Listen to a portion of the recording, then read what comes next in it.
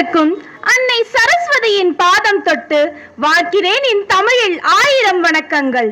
மனிதன் மண்ணில் பிறந்து தவழ்ந்து வளர்ந்து அமுதமொழி பேசி பண்பட்ட மனிதனாய் உயர்ந்து மேம்பட்ட நெறிகளால் பேருவகை எய்தி அனுபவத்தால் முதிர்ந்து சான்றோரால் போற்றப்படும் வீடு பேறு வரை நமக்கு உரைத்து சென்ற வள்ளுவர் வெந்தளலிலும் வேகாத கல்வி குறித்து நமக்கு கூறி சென்ற சில கருத்துக்களை உங்கள் முன் பேச வந்துள்ள நான் கிறிஸ்துராஜா பள்ளியில் மேல்நிலை 1ஆம் ஆண்டு பயின்று வளர்ந்து வரும் பேச்சாளர் குரல் செல்வி தன்யஸ்ரீ.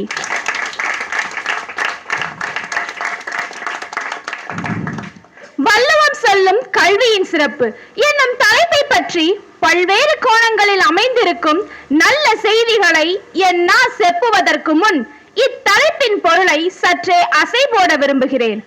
அணுவை துளைத்து 7 கடலை புகட்டி குறுகத் தரித்த குரல் என்று ஔவையாரால் போற்றப்படும் வள்ளுவம் வாமன அவதாரத்தில் 2 அடியால் உலகை அளந்து நின்ற திருமால் போல் 2 அடியால் நாடு மதம் இனம் மொழி சமயம் என அனைத்தையும் கடந்து உலக மக்கள் அனைவருக்கும் நன்னெறிகளை தெளிவாய் கூறுகிறது.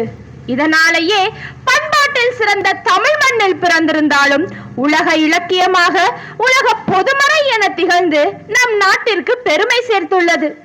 கல்வி எனப்படுவது அறிவு படிப்பு என்று சொல்லகராதியின்படி எடுத்துரைக்கப்படுகிறது. அன்புசால் அவையோரே கேடில் விழுச்செல்வம் கல்வி ஒருவருக்கு மாடல்ல மற்றையவை என்கிறார் பொய்யாமொழி புலவர் திருவள்ளுவர். இக்குறளின் பொருளாவது இப்புவியில் மானிடர்களுக்கு நிலையான சிறந்த செல்வம் கல்வி செல்வமே, மற்ற செல்வங்கள் இதற்கு இணையாக மாட்டாது என்கிறார். கல்வி வாழ்க்கையில் மனிதர்கள் அனைவருக்கும் உயர்வான எண்ணங்களும் உன்னதமான குணங்களும் எம்முன் தோன்ற வேண்டுமாயின் கல்வி என்பது மிகவும் அவசியம்.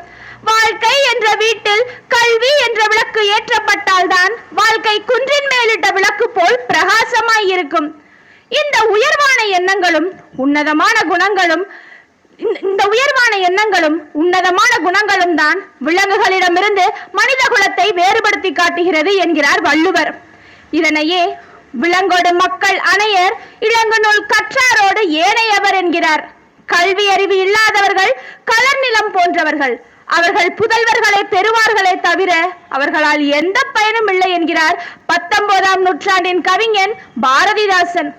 தாசன் கூறியதில் வியப்பேதுமில்லை என்று எனக்கு தோன்றுகிறது. ஏனெனில் இதனையே 3ஆம் நூற்றாண்டில் சேர்ந்த திருவள்ளுவர் கூறி சென்றது உலக ஆச்சரியங்களின் உன்னதமன்றோ. உலர் என்னும் மாத்திரையார் அல்லார் பயவ கலரணையர் கல்லாதவர் என்கிறார். என் இனிய சகோதர சகோதரிகளே, இக்குறளின் பொருள் என்னவென்றால் படிக்காதவர்கள் உயிருடன் இருக்கிறார்கள், அவ்வளவுதான். மற்றபடி அவர்களால் எந்த பயனும் இல்லை. அவர்கள் எதுவும் விளையாத பயனில்லாத களர் நிலத்திற்கு ஒப்பானவர்கள் என்கிறார். மேலும் உடையார் முன் இல்லார் போல் ஏகற்றும் கற்றார் கடையரே கல்லாதவர் என்கிறார். இக்குறளின் பொருளாவது பொருள் இருப்பவரிடத்தில் பொருளற்றவர் கை கட்டி பணிந்து பொருளை பெற்று செல்வது போல கல்வி அறிவு மிக்கவரிடத்தில் கல்வி கற்க விரும்பும் கற்பவர் பணிந்து கற்க வேண்டும் என்கிறார்.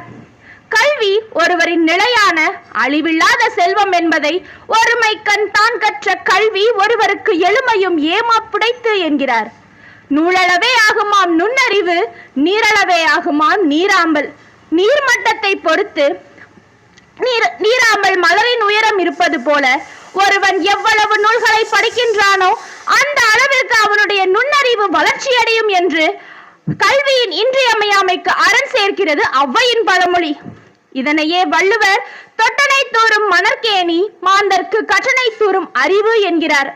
கல்வி குறித்து அறம் பொருள் இன்பம் என முப்பால்களிலும் தொடர்ந்து உணர்த்தி செல்கிறார்.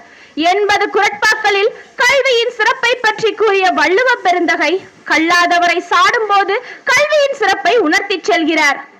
தகைசால் பெரியோரே கண்ணுடையர் கற்றோர் முகத்திரண்டு புண்ணுடையர் கல்லாதவர் என்கிறார். கற்றவர்களின் கண்களையே கண் என்றும் கல்லாதவர்களின் கண்களை புண் என்றும் சாடுவதில் கல்வியின் இன்றியமையாமை புலப்படுகிறதன்றோ. மேலும் நுண்மான் நுழைபுலம் இல்லான் எழில் நலம் மண்மான் புனைப்பாவை அற்று என்ற குறளில் நுட்பமும் மாய்ச்சியும் ஆராயும் அறிவு அற்றவனின் அழகும் நலமும் மண்ணால் புடையப்பட்ட பொம்மை போன்றது என்கிறார். அதாவது கல்லாதவர்களை பொம்மைக்கு இணையாக சொல்கிறார். கல்வியின் சிறப்பை நூல் நெடுக சொல்லும் வள்ளுவர் கல்லாமை என்ற அதிகாரத்தினால் கல்லாதவர்களின் செயலை சாடி செல்கிறார். அரங்கின்றி வட்டாடி எற்றே என்ற குரலில் கற்றோர் நிறைந்த அவையில் கல்லாதவர் பேசுவது சொக்கட்டான் விளையாட்டிற்கு சமம் என்று நகைத்து சொல்கிறார் வள்ளுவர். கல்வி கற்காதவரை விலங்கு என்றும் மாக்கள் என்றும் பொம்மை போன்றவர் என்றும் சொக்கட்டான் விளையாடும் சிறு பிள்ளை என்றும் இன்னும் பலவாறாக சொல்லி கல்வியின் சிறப்பை உணர்த்துகிறார். செல்வத்தில் செல்வம் செவிச்செல்வம் என்று அவர் கூறுவதும் கல்வி செல்வத்தை தான். கல்வி குறித்து திருவள்ளுவர் கையாண்ட சில சொற்றொடர்களை காண்போம். எதிரதாத்தாக்கும் அறிவுடையோர் கற்க கசடர கற்க எழுமையும் ஏமா புடைத்து நூலளவே ஆகுமாம் நுண்ணறிவு ஒப்ப தலைகூடி சொல்லேர் உழவர் மெய்ப்பொருள் காண்பதறிவு என்று 100க்கும் மேற்பட்ட குறட்பாக்களில் கல்வி குறித்த செய்திகளை கையாண்டுள்ளார். மனிதனுடைய வாழ்விற்கும் அவனுடைய ஏனைய பிறப்புகளுக்கும் கல்வி அவனை தொடரும் நிலையான அழிவில்லாத செல்வம். மற்ற செல்வங்கள் அனைத்தும் அவனை விட்டு அகன்றுவிடும் என்கிறார். அனைத்து மக்களும் தன் வாழ்க்கையின் அனைத்து நிலைகளிலும் கல்வியை முன்னிறுத்தி பொருளை பின்னிறுத்துகின்றனர். மேல் கூறியது போல் கல்வி தானாக பொருளை ஈட்டும், ஆனால் பொருளால் அது இயலாது. கல்வி தொடக்கத்தில் கசக்கலாம், ஆனால் அதில் வெற்றி பெற்றால் இனிமையை சுவைக்கலாம் என்று கூறி வெள்ளத்தால் போகாது வெந்தழலால் வேகாது வேந்தராலும் கொள்ளத்தான் இயலாது கொடுத்தாலும் நிறைவொளியே குறைபடாது கள்ளருக்கோ மிக அரிது காவலோ மிக எளிது என்ற பழமொழியின் பொருள் வெள்ளத்தால் போகாமல் வெந்தழலால் வேகாமல் யாராலும் நம்மிடமிருந்து களவாட இயலாத கல்வி நம்முடன் நம்மால் வளர்க்கப்பட்டு நாம் அழிந்த பின்பும் பிறரை வாழ வைக்கும் கல்வி செல்வமே நிலையான செல்வம். மற்ற எந்த செல்வமும் இதற்கு இணையாக மாட்டாது என்கிறார்.